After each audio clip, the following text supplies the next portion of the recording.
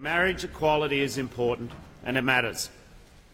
It's not the biggest challenge Australia faces, and it's not something that requires, however, a 3-month campaign and a $122 million optional survey.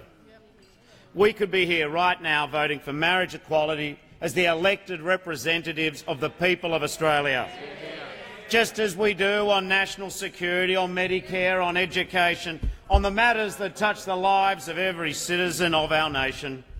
But this government has decided that gay people should be subject to a different lawmaking process.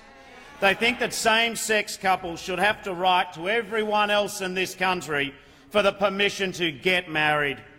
They think that LGBTI Australians should have to ask permission to be considered equal from Australians who will not even see the law that they are casting an opinion on. This is wrong. It is a ridiculous waste of time and taxpayer money.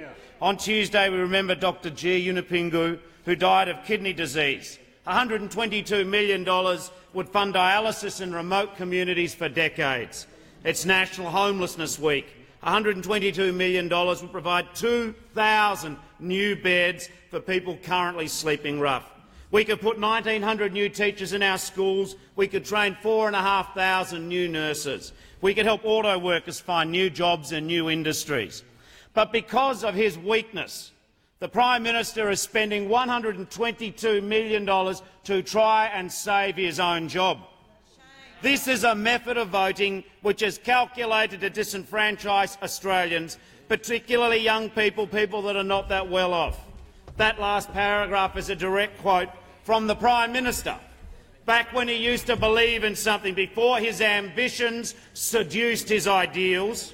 We've already seen the ugliness this debate holds for LGBTI Australians and their families. Extremists are rerunning their old smears against same-sex couples and their children.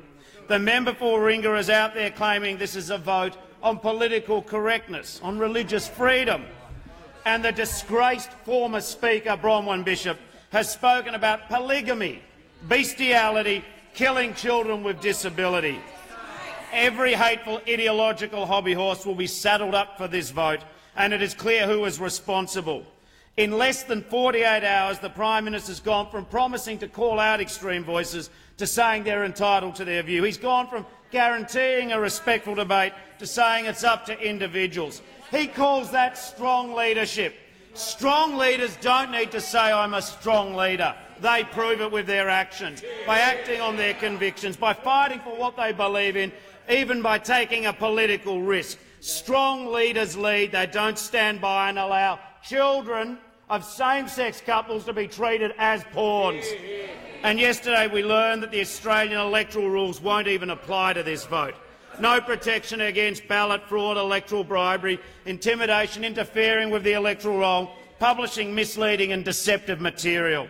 Who can forget that pathetic, red-faced public tantrum from the Prime Minister on election night when he sooked about one text message? Now he's giving his blessing to billboards, websites, pamphlets, TV advertising and online material. It will vilify and demean LGBTI Australians and their children. We know this vile will end up in the playground, the schoolyard and the sporting field. The slogans will be shouted at the children of same-sex couples. Young people who are gay will be confronted by it on social media every day. Prime Minister, I loathe the trolls and the haters, but I expected more from him. I hold you responsible for every hurtful bit of filth that this debate will unleash.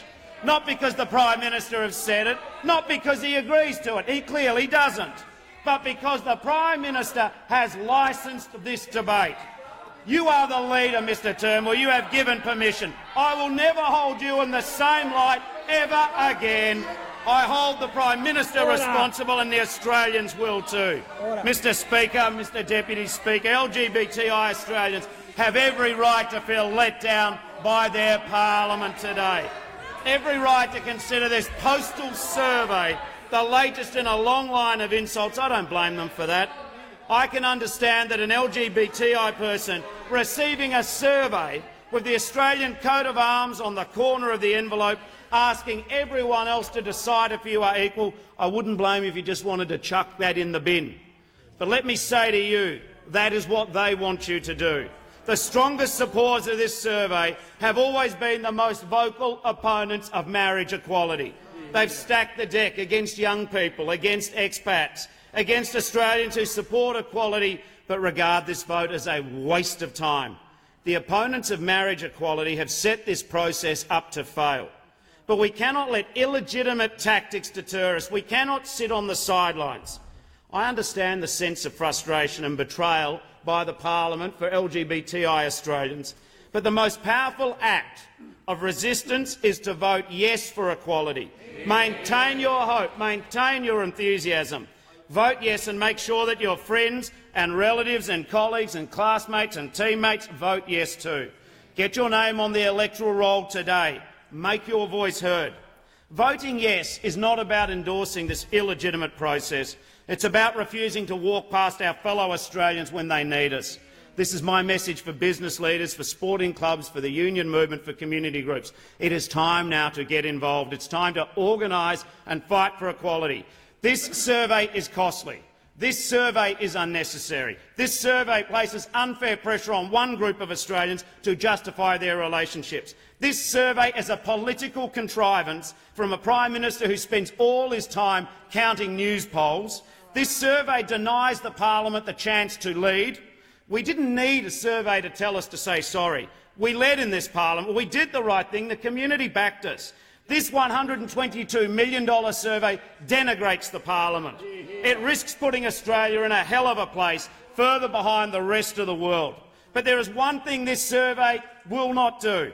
It will not change Labor's support for marriage equality. If Prime Minister Turnbull stops blocking marriage equality laws coming to this parliament, the men and women of the Federal Parliamentary Labor Party will vote for equality in overwhelming numbers. And if it is not resolved by the next election, a new Labor government will legislate to make marriage equality a reality within the first 100 days. No slew of discredited surveys will deter us. Parliament created these laws. It is time for Parliament to amend them. We didn't have a survey for the other 20 changes to the Marriage Act, and we don't need one now. The Prime Minister has abdicated responsibility for change. He has declared himself too busy to campaign for it. But he's prepared to unleash this public farce on the citizens of Australia, but not prepared to take responsibility for its outcomes or its consequences. In 2 years of a Prime Ministership defined by moral cowardice, this is a new low. But in the end, it is not even about what the Liberals or the Nats or what Labor think. It's about our fellow Australians.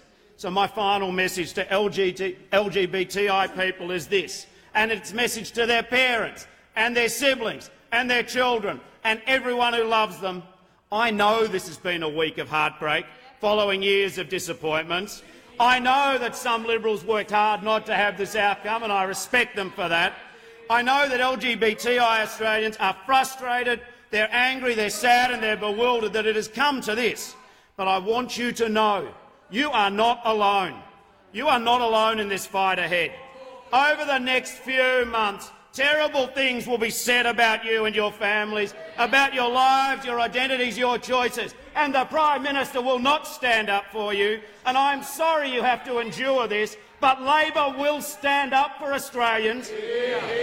I give you this promise, we stand with you. When you don't feel like you have a voice, we will speak up for you. When you feel attacked, we will defend you.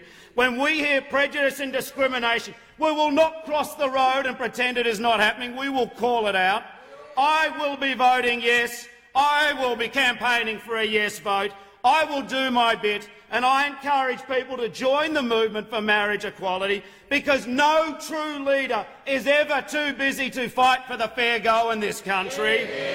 Equality is not a diary appointment you meet in 3 and 6 or 8 months' time.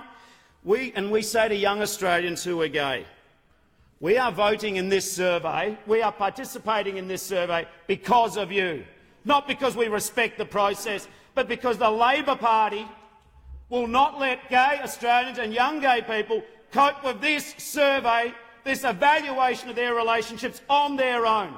I say to LGBTI Australians, while ever there is a Labor Party, you are never on your own.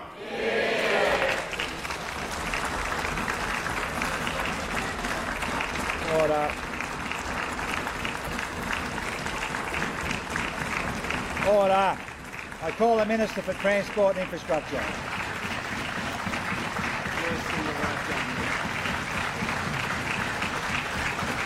Yes,